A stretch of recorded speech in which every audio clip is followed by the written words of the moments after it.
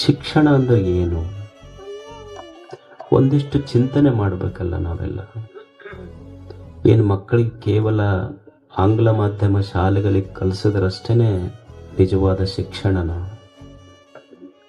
ಶಿಕ್ಷಣ ಅಂದ್ರೆ ಏನು?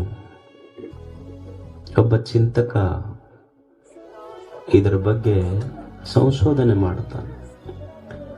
ಏನು ಶಿಕ್ಷಣ? ಶಿಕ್ಷಣ ಅಂದ್ರ ಒಂದು ಸುಂದರ ಮಾತು ಬರಿತಾನ. ಶಿಕ್ಷಣ ಅಂದ್ರ ಮತ್ತೇನಲ್ಲ. ಇದು ಶಿಕ್ಷಣ ಅಲ್ಲಂತಲ್ಲ. ನೀವೇನು ಹಿಸ್ಟ್ರಿ, ಎಕನಾಮಿಕ್ಸ್, ಫಿಸಿಕ್ಸ್, ಕೆಮಿಸ್ಟ್ರಿ ಕಲಿತೀರಿ, ಇದು ಅಲ್ಲಂತಲ್ಲ.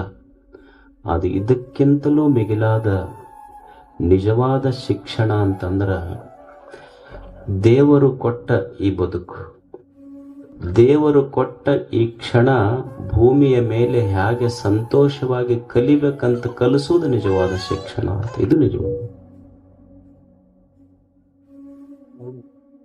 ಎಲ್ಲ ಕಲ್ತಿ ದುಡ್ಡು ಗಳಿಸ್ತಿ, ಆದ್ರೆ ಸಂತೋಷವಾಗಿರದೆ ಇದ್ರ ಶಿಕ್ಷಣಕ್ಕೇನು ಬೆಲೆ?